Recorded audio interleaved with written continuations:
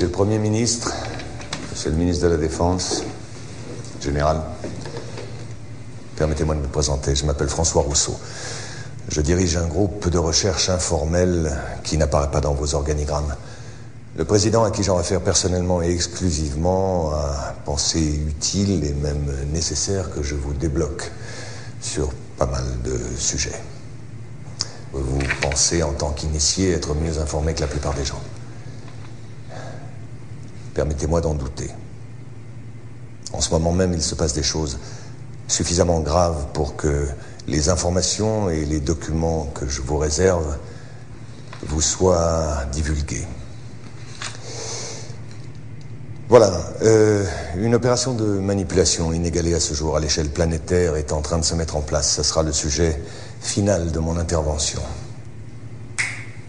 En ce qui concerne notre époque, tout a vraiment démarré juste avant la Seconde Guerre mondiale. Hitler a brisé certains tabous, comme celui d'avoir recours à l'occultisme ou aux sociétés secrètes. L'Ahnenerbe, une organisation nazie assignée entre autres à la recherche archéologique et anthropologique, a trouvé ça au cours d'une expédition en Afghanistan. Cet objet volant est appelé Vimana ou Astra par les hindous. D'ailleurs, au cours d'une exploration des sous-sols par les Russes et les Chinois en 1927, des traces d'explosions nucléaires très anciennes ont été décelées. Certaines couches sédimentaires ont été vitrifiées atomiquement il y a 50 000 ans. On peut constater le même phénomène autour de sites de tests nucléaires actuels. Vous devez comprendre qu'Hitler, par ses découvertes, qu'il prend très au sérieux, va ouvrir une boîte de Pandore qu'aucun gouvernement, ami ou ennemi, ne souhaitera refermer par la suite. Derrière l'histoire tragique que nous connaissons tous, une théorie basée sur l'existence de 4 lunes, associées aux 4 cycles géologiques. D'après Orbiger, le maître à penser de cette théorie, la Terre aurait subi 4 extinctions semi-globales de la vie dues à la chute d'une de ces lunes. Effectivement, au fur et à mesure du rapprochement du satellite, la gravité s'était modifiée et avait engendré des mutations profondes au niveau génétique. C'est-à-dire qu'elle avait créé une race de géants extrêmement intelligente dont la taille avoisinait les 3 ou 4 mètres. Quelques dizaines de milliers d'années plus tard, la Lune s'écrase. L'impact provoque une sérieuse élévation des mers et un hiver global de type nucléaire. Cette race de géants va disparaître en raison d'une gravité terrestre devenue trop forte et très incapacitante en raison de leur taille hors du commun. Hitler a été initié à ces doctrines et les prises de contact avec le Tibet notamment ont été nombreuses et régulières. Les nazis cherchaient le contact avec les survivants d'anciennes civilisations détentrices de technologies anciennes, comme les Vimana décrits précédemment. Une de ces civilisations a essaimé tout autour de la planète plus de 600 pyramides de pierre, de terre, voire de fer. Ces pyramides sont presque toutes orientées de la même manière, ont toutes des proportions issues du nombre pi et sont toutes situées sur des nœuds magnéto-telluriques. Les plus vieilles sont en Asie. 2 d'entre elles sont immergées, une au sud du Japon à Okinawa, une autre au sud de Cuba. Les 2 ont été construites il y a environ 12 000 ans. Si j'ai commencé par ces petits rappels archéologiques, c'est que notre civilisation est la 4e du cycle que je vous ai décrit précédemment. Oui, je sais, ça peut vexer notre orgueil, nous ne sommes ni les premiers, ni les derniers. Vous comprenez alors que l'étude et la compréhension des quelques prototypes récupérés étaient la priorité absolue, afin d'assurer aux nazis la domination du ciel, alors que les Alliés misaient sur la maîtrise de l'atome et la fabrication des premières bombes nucléaires.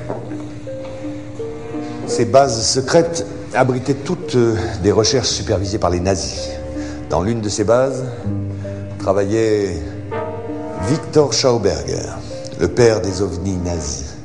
Schauberger dirigeait l'unité Vril chargée de la recherche sur l'antigravitation.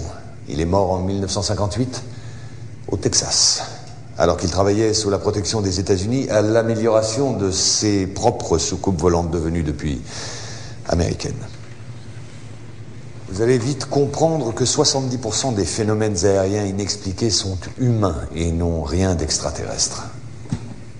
Une fois la Deuxième Guerre mondiale terminée et la technologie nazie pillée systématiquement par les Américains et les Russes, l'enjeu premier était de continuer, voire d'achever la recherche nazie dans le plus grand secret. Le projet Rainbow, connu surtout pour l'expérience de Philadelphie, en a été la preuve immédiate. Le scientifique von Neumann, qui collaborait avec Albert Einstein et Nikola Tesla pour le compte de la Navy, a réussi à téléporter par accident un bâtiment de guerre, l'USS Eldridge. Ces photos, fournies par Maurice K. Jessup avant sa mort suspecte, sont les rares témoignages de cette expérience unique en son genre. À la même période, les premiers essais de prototypes à technologie indo-aryenne ne passaient pas inaperçus. Les militaires devaient trouver une parade plus efficace que la mise au secret.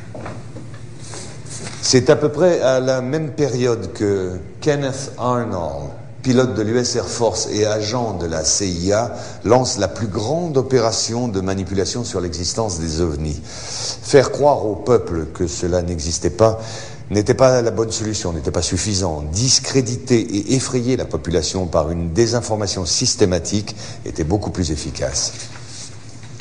L'OVNI et le para-humain appartiennent désormais au cinéma, à la télévision et à la paranoïa collective, et non pas aux scientifiques, comme cela aurait dû être le cas.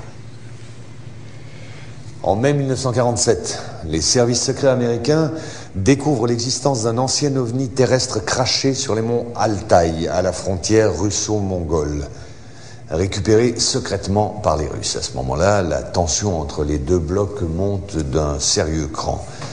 La découverte a été de taille, et pour ne pas perdre la face, le Pentagone allié à la CIA ont décidé de mentir et de monter un gros coup de bluff.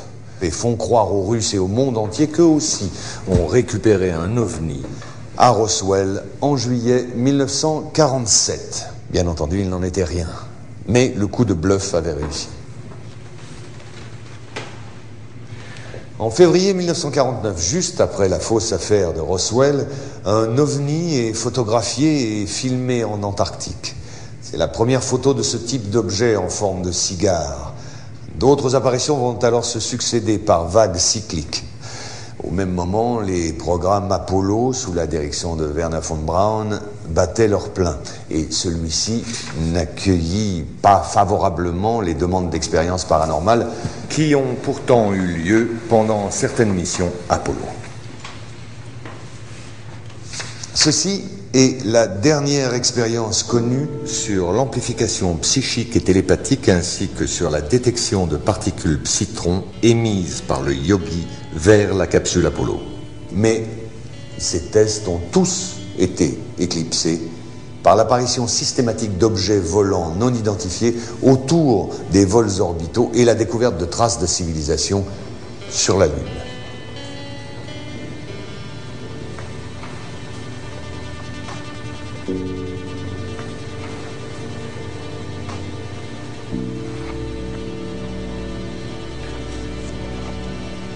La NASA a dû faire face à une avalanche de données et de preuves embarrassantes. La seule solution a été de tout mettre sous secret défense. En 1961, la directive JSON met en place un service spécial de retouche d'images. Le but est d'effacer toute trace de civilisation ou de ruines sur la Lune, concernant bien évidemment seulement les clichés à destination du grand public et de la presse.